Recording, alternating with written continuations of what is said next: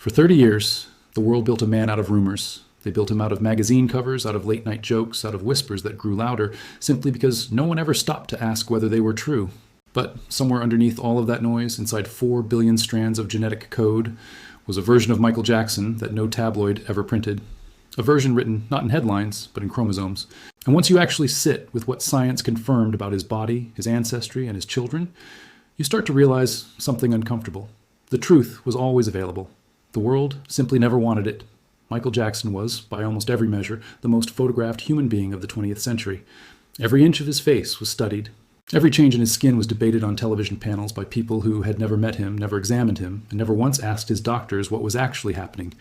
He became a public experiment in speculation, a man whose body was treated less like a body and more like a mystery to be solved by strangers. But biology does not care about speculation. Biology leaves evidence. And the evidence, when you finally look at it directly, tells a story that is far stranger, far sadder, and far more human than anything the tabloids invented. Let's start with the part of his life that the public thought it understood best and actually understood the least.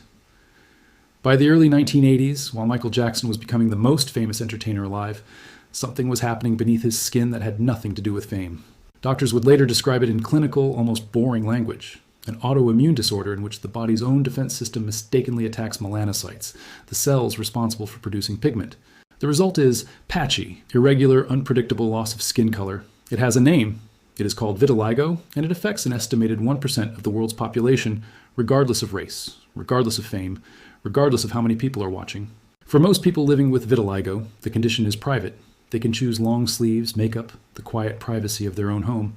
Michael Jackson did not have that option. He performed under stage lights in front of stadiums. He was filmed from every angle for music videos that would be replayed millions of times. His skin was not just his own, it had become, against his will, public property. So when the patches began to spread, the world did not see a disease. The world saw a scandal it could sell. What very few people understood at the time, and what the documentation now makes painfully clear, is that this was never one disease. By the mid-1980s, his dermatologist had confirmed not just vitiligo, but a second autoimmune condition layered on top of it. A form of lupus that also targets the skin.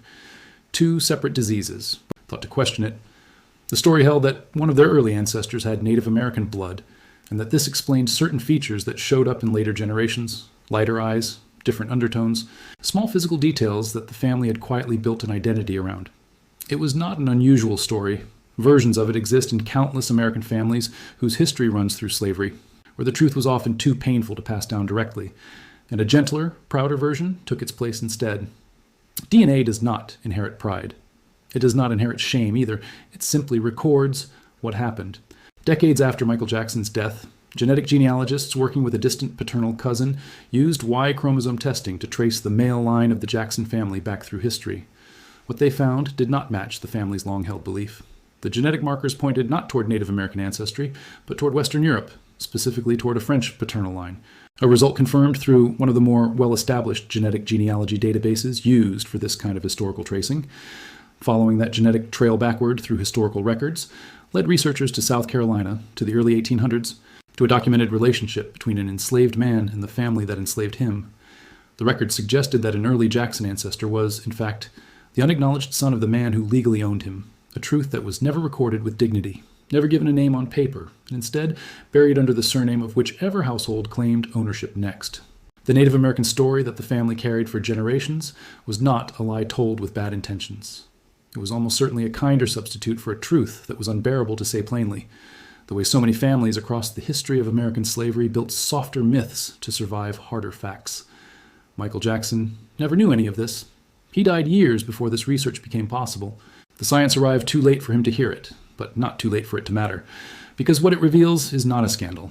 It is something closer to a quiet historical correction, one small piece of a much larger American pattern where DNA is now gently, sometimes painfully, restoring the truths that records were never allowed to keep.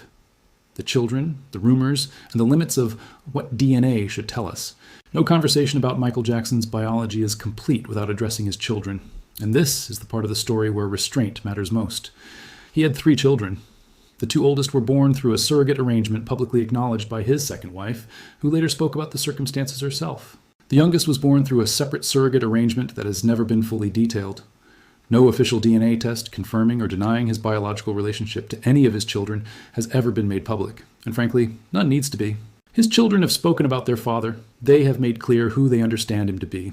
That is, and should remain, entirely their decision to make, not the public's. This has not stopped people from trying to claim otherwise. In the years following his death, at least one widely publicized claim surfaced involving a supposed DNA match between Jackson and another public figure, based on a sample obtained from a personal item sold at auction. The claim collapsed almost immediately under basic scrutiny. There was no controlled chain of custody, no independent laboratory verification, no peer-reviewed methodology, nothing that would meet even the lowest bar of credible genetic science. The story generated headlines for a matter of days and then disappeared, which tends to happen when sensational genotype claims are built on convenience rather than evidence. What all of this reveals, more than any single fact about Jackson's own genome, is a pattern in how the public has always related to his biology. It was never really about wanting the truth.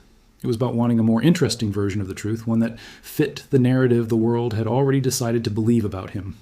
Strip away the speculation, the tabloid covers, the decades of casual cruelty disguised as curiosity, and what remains is a record that is remarkably consistent, remarkably documented, and remarkably human.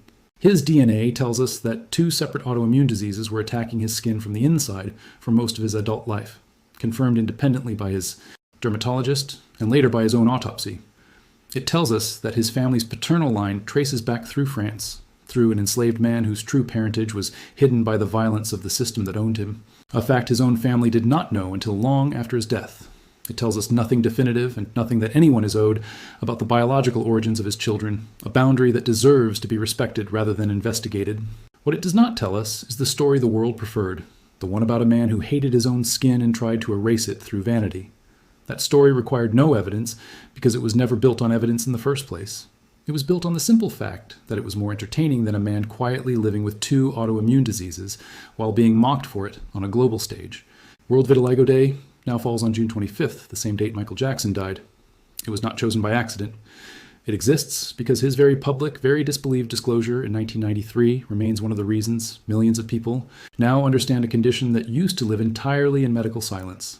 That is, in its own strange way, a kind of legacy. Not the one built from chart positions or record sales, but one built from finally being honest about something the world refused to hear the first time. His biology was never the mystery. It was documented, disclosed, and confirmed at every stage by the people whose job it was to know. The only thing that was ever truly unclear was whether the world was willing to listen. And more than a decade after his death, with the lab reports, the autopsy records, and the genetic genealogy finally laid out plainly, the answer to that question no longer depends on belief. It depends only on whether you are willing to read what was always there. There is one more thing worth sitting with before this story ends, and it has less to do with Michael Jackson specifically, and more to do with what his case reveals about all of us. We live in an era where genetic testing has become almost casual, a holiday gift, a curiosity ordered online and mailed back in a small plastic tube. Millions of people now know more about their own ancestry than any generation before them. Yet, for decades, when the most famous man in the world stood in front of a camera and explained his own diagnosis in plain language, that information was treated as less credible than a guess made by a stranger with no medical training and no access to his records. That gap between what science confirmed and what the public chose to believe is not really a story about Michael Jackson at all. It is a story about how reluctant people are to let go of a narrative once they have decided they like it, even when the person at the center of that narrative is standing right in front of them, telling them the truth. It is worth remembering, too, that none of this erases the controversies that defined other parts of his life, the legal battles, the accusations, the complicated and sometimes troubling decisions he made as a public figure and a father. Biology does not settle those questions, and it was never meant to. What it does is something narrower and, in its own way, more honest. It tells us what was happening inside one specific body, on one specific timeline, confirmed by people whose job was to examine the evidence rather than sell a headline. Separating that narrow biological truth from the larger, messier questions about who he was as a person is not an act of defending him. It is simply an act of being accurate, which is the one thing his story was so rarely given. Michael Jackson died on June 25th, 2009, leaving behind a body of work the world has not stopped listening to, and a body of evidence the world is only now beginning to actually read. His DNA did not make him a saint, and it was never going to. What it did was confirm in the clearest language science has that the man who told the world he was sick was telling the truth, and that the family who believed they descended from one history actually descended from another, one written quietly into the margins of American slavery and waiting more than 2 centuries to be found. 2 stories, one written in skin, one written in chromosomes, both buried for decades under speculation that was always easier to believe than the evidence sitting right in front of everyone the entire time.